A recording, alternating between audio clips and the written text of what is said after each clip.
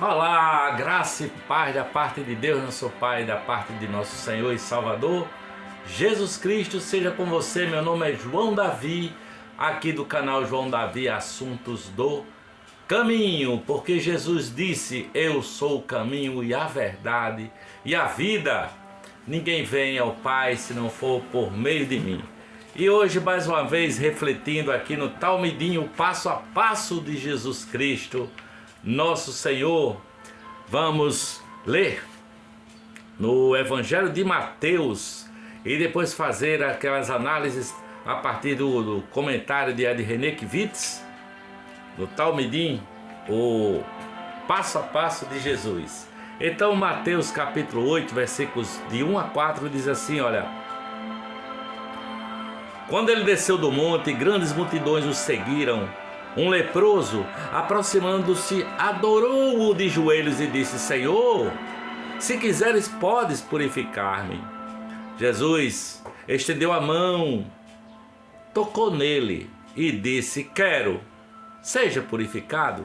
Imediatamente ele foi purificado da lepra. Em seguida Jesus lhes disse: olhe, não conte isso a ninguém, mas vá mostrar-se ao sacerdote e apresente a oferta que Moisés ordenou, para que sirva de testemunho.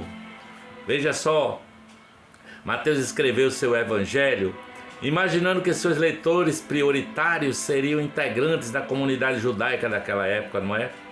Seu objetivo consistia em demonstrar que Jesus era o Messias prometido a Israel há séculos. Na genealogia apresentada por Mateus, por exemplo, Jesus é apresentado como filho de Davi e filho de Abraão. Em sua narrativa do Sermão do Monte, Mateus apresenta Jesus como um novo Moisés. Na verdade, além de Moisés, que traz a plenitude da lei. Ao final do Sermão do Monte, Jesus é retratado como alguém que opera sinais, prodígios e maravilhas no meio de Israel. Mateus pretende traçar um paralelo ou uma contraposição entre Jesus e Moisés, com o registro da purificação do leproso.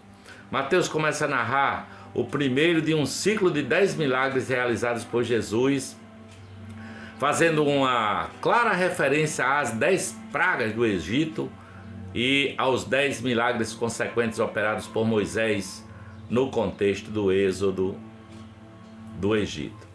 O primeiro personagem que Jesus encontra depois de descer no monte é alguém que o procura em atitude de oração, de adoração. Considerando a tradição de Israel, é estranho que Jesus não repreenda o leproso que o adora. A reação de Jesus é ainda mais estranha. Ele toca o leproso que o adora. A reação de Jesus é ainda muito estranha, não é? Ele toca o leproso e o liberta do seu mal. Em seguida, Jesus pede que o leproso não conte a ninguém o milagre que havia recebido, mas se mostre ao sacerdote para que sirva de testemunho. Jesus faz tudo de caso pensado. A intenção de Jesus em tocar e curar um leproso e depois mandar que ele se mostre ao sacerdote tem por objetivo testemunhar que o Messias chegou. Tá? Mateus compreende perfeitamente tudo o que está acontecendo e assim escreve seu relato da história. Jesus considera o milagre um fim em si mesmo, sabe? Um fim em si mesmo. Nem apenas uma maneira assim de tornar a vida mais fácil ou menos sofrida.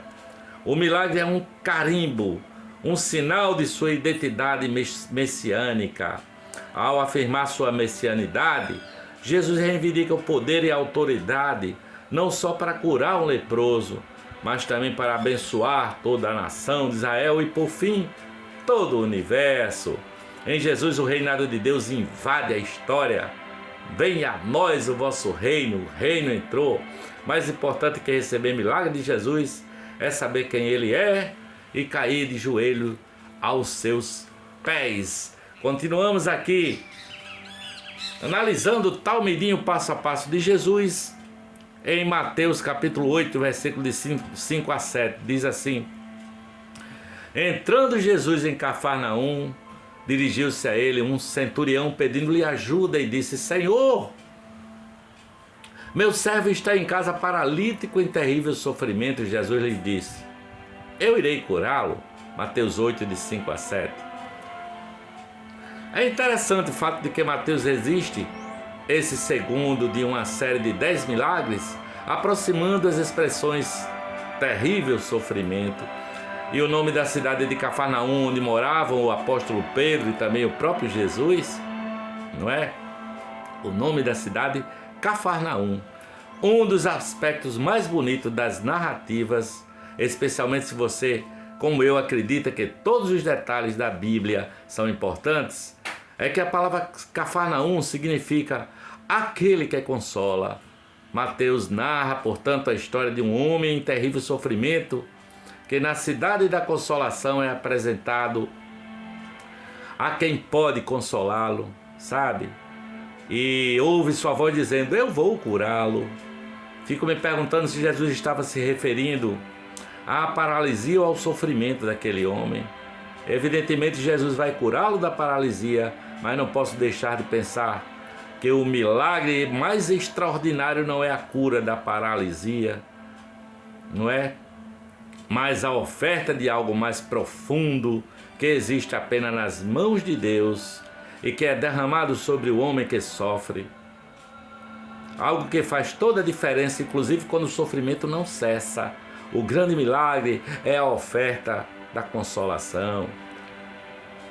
Tenho encontrado muita gente que não é curada de suas enfermidades físicas, sabe? Mas é curada do sofrimento. Da mesma forma, conheci muitas pessoas em perfeita condição física, mas que carregavam profundas cicatrizes na alma e viviam em profunda angústia. No caso do milagre em Cafarnaum, evidentemente, Jesus faz a cura completa desse servo do oficial romano, mas eu gostaria de ressaltar as duas dimensões dessa cura, a física e a espiritual. O toque de Jesus que devolve os movimentos do corpo e o toque que liberta a alma.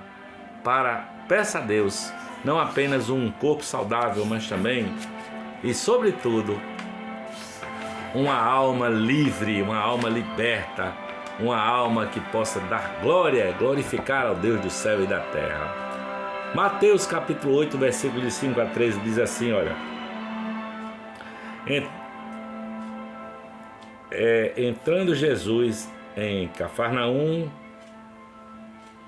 sim, eu irei curá-lo, disse Jesus. Respondeu o centurião: Senhor, não mereço receber-te debaixo do meu teto, receber-te debaixo do mais. Dize apenas uma palavra e o meu servo será curado, pois eu também sou homem, sujeito à autoridade com soldados sobre o meu comando. Digo a um: vá, e ele vai. E a outro: venha, e ele vem. Digo ao meu servo: faça isto, e ele faz. Ao ouvir isso, Jesus admirou-se e disse assim o seguinte: digo-vos a verdade, não encontrei em Israel ninguém com tamanha fé. Eu lhes digo que muitos virão do Oriente e do Ocidente e se sentarão à mesa com Abraão, Isaque e Jacó no reino dos céus. Mas os súditos do reino serão lançados para fora, nas trevas, onde haverá choro e ranger de dentes.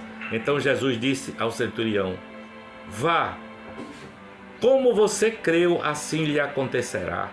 Na mesma hora, o seu servo foi curado. Mateus capítulo 8, dos versículos de 5 a 13. Jesus é apresentado nos evangelhos de três maneiras. Primeiro, como homem perfeito. Segundo, como Messias de Israel. Terceiro, como o próprio Deus. Como Filho de Deus, o Deus encarnado. Nessa passagem, todas essas figuras estão misturadas.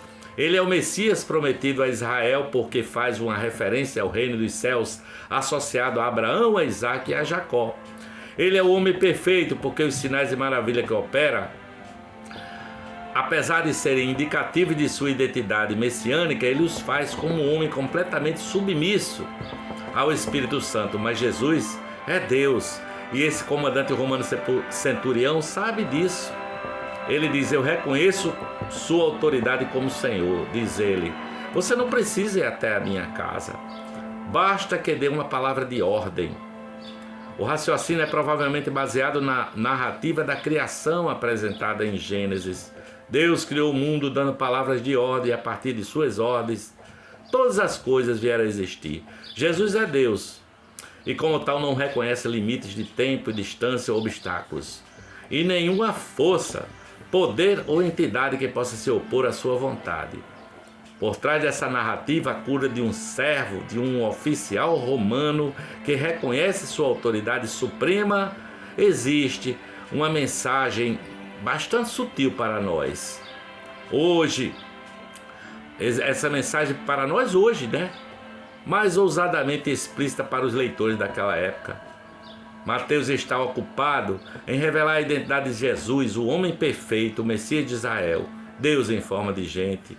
Mais importante que receber milagres e se impressionar com o poder sem limites de Jesus é reconhecer nele a presença de Deus e o reino dos céus na história. Eu espero que esta palavra chegou ao seu coração. Amém.